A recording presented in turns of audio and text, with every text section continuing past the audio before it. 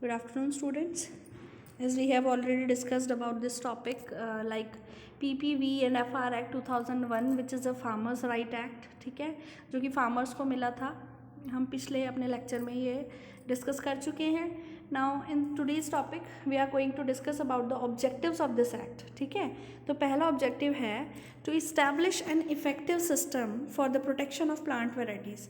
इसका ऑब्जेक्टिव है इस एक्ट का कि हमें एक ऐसा सिस्टम बनाना है, इस्टेब्लिश करना है, जिसमें कि हम प्रोटेक्ट कर सकते हैं अपनी प्लांट वेराइटीज़ को, फार्मर्स के राइट को, प्लांट के ब्रीडर्स को, और एनकरेज कर सकते हैं उनकी डेवलपमेंट न्यू वेराइटीज़ के लिए. ठीक है. Next, to recognize and protect the rights of farmers in respect of their contributions made at any time in conserving, improving and making available plant genetic resources for the development of new plant varieties. इस objective में ये भी है, इस act के अंदर ये भी आता है कि कोई भी हमारा जो फार्मर्स के राइट है, ठीक है, किसी भी टाइम उसके जो कॉन्ट्रीब्यूशंस है हमारे फार्मर्स के, वो किसी भी टाइम उसे चेंज कर सकते हैं कि उसे किस तरीके से कंजर्व करना है, उसका नेचर भी चेंज कर सकते हैं, उसकी वैरायटी को कैसे इंप्रूव करना है वो भी चेंज कर सकते हैं, क्या अवेलेबिलिटी है प्लांट जेनेटिक रिसोर्सेज के लिए, और डेवलपमेंट कर सकते हैं उसी वैरायटी से न्यू प्लांट वैरायटी को भी ओरिजिनेट करने की भी आपको अनुमति है. Next is to accelerate agricultural development in the country. Means क्या करना है, एग्रीकल्चर का जो डेवलपमेंट है हमारी कंट्री के अंदर उसको भी बढ़ा सकते हैं, प्रोटेक्ट कर सकते हैं प्लांट ब्रीडर्स के राइट्स को, स्टिमुलेट कर सकते हैं investment for research and development. ठीक है, हमारा क्या करते हैं, एक्सेलरेट कर सकते हैं हम अपने एग्रीकल्चरल डेवलपमेंट को all over India, all over country.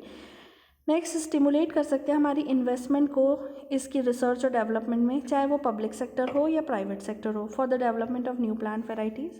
Next, facilitate कर सकते हैं for the growth of seed industry in the country which will ensure the availability of high quality seeds and planting material to the farmers. ठीक है, अगर हम seed industry में growth को facilitate करेंगे, ठीक है, अगर हमारे को इस चीज़ की अनुमति है हमारी कंट्री के अंदर, तो वो इंश्योर करता है अवेलेबिलिटी ऑफ बहुत अच्छी क्वालिटी के सीड्स और planting materials to the farmers. General functions क्या होते हैं हमारी अथॉरिटी के. जनरल फंक्शंस में पहला है registration of a new plant variety, essentially derived variety, extant variety.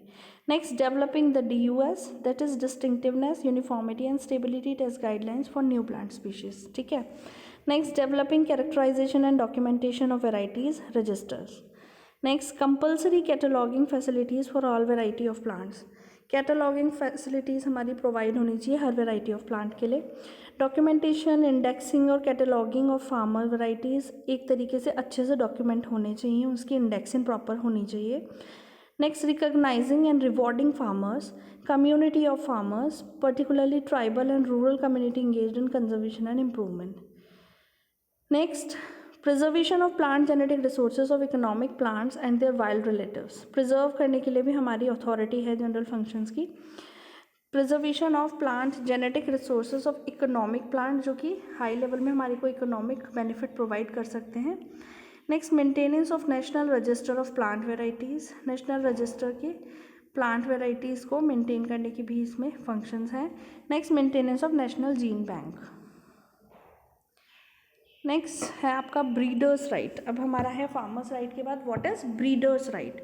The plant breeders right program was first established in 1987 under the plant variety rights act which was succeeded by the current plant breeders rights act in 1994. ठीक है, ये programme हमारा 1987 में establish हुआ था. कौन से, PVR act के अंतर्गत इन द, जो कि PVR एक्ट में हमारा सक्सीड हुआ था करंट प्लांट ब्रीडर राइट इन 1994. मतलब 1987 में इस्टेब्लिश होने के बाद जो लागू हुआ वो 1994 में हुआ. Next, plant breeders rights are also known as plant variety rights. ठीक है, PBR को ही PVR भी बोलते हैं, और दीज आर बेसिकली IPRs. ठीक है, ये सब क्या हैं, कितने भी हैं, प्लांट ब्रीडर्स राइट्स हैं, प्लांट वेराइटी राइट्स हैं, ये सब किसके अंडर आते हैं, IPR के under, which are granted to the breeder of a new variety of plant. जो भी ब्रीडर होगा आपका न्यू वेराइटी ऑफ प्लांट का, उसको ये मिलते हैं rights. Plant breeders rights are granted to novel plant varieties that are distinctive, uniform and stable. Example, cultivar breed true to type for desirable traits. अब फीचर्स क्या हैं प्लांट ब्रीडर्स राइट के? की फीचर्स आप देख सकते हैं। पहला होगा रजिस्ट्रेशन करना होता है। नेक्स्ट ड्यूरेशन, वैलिडिटी, मैटर्स क्या क्या कवर होंगे उसमें, रिक्वायरमेंट्स क्या हैं, ट्रांसफ़र क्या होगा, control and several enforcements. Next advantages क्या होंगे आपकी प्लांट ब्रीडर्स राइट्स की? पहला है प्रोटेक्टिंग द ब्रीडर्स वर्क। सबसे पहला है प्रोटेक्ट करना ब्रीडर्स के वर्क को। Next breeders get benefit of their variety. Next breeders help in faster development of seed industry.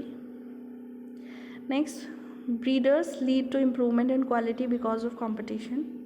Breeders help in enrichment of genetic resources. This is somewhat comparable with the farmers right, थोड़ा थोड़ा ये सब एक जैसा है।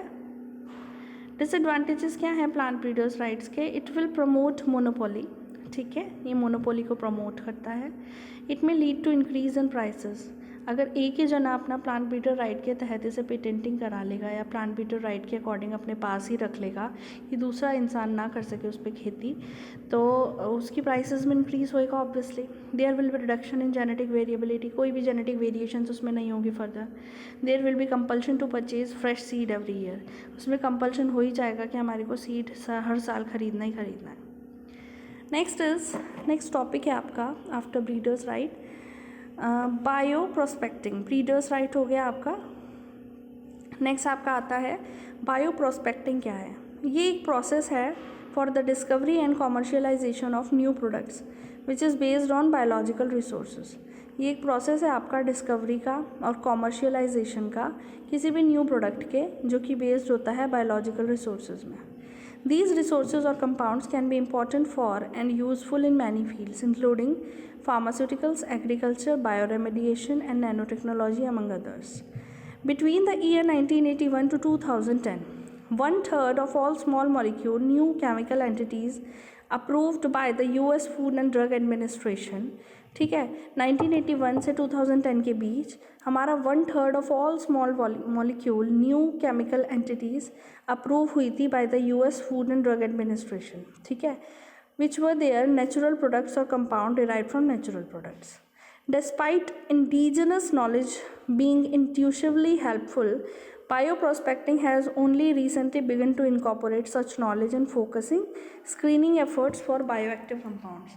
बहुत सारी indigenous knowledge के होने के बावजूद भी बायोप्रोस्पेक्टिंग क्या है, रिसेंटली बिगिन हुई है इनकॉर्पोरेट करने में knowledge and focusing screening efforts कितने हैं किसी भी बायोएक्टिव कंपाउंड्स को ओरिजिनेट करने में, ठीक है। नेक्स्ट इज बायोप्रोस्पेक्टिव्स में इन्वॉल्व बायोपायरेसी।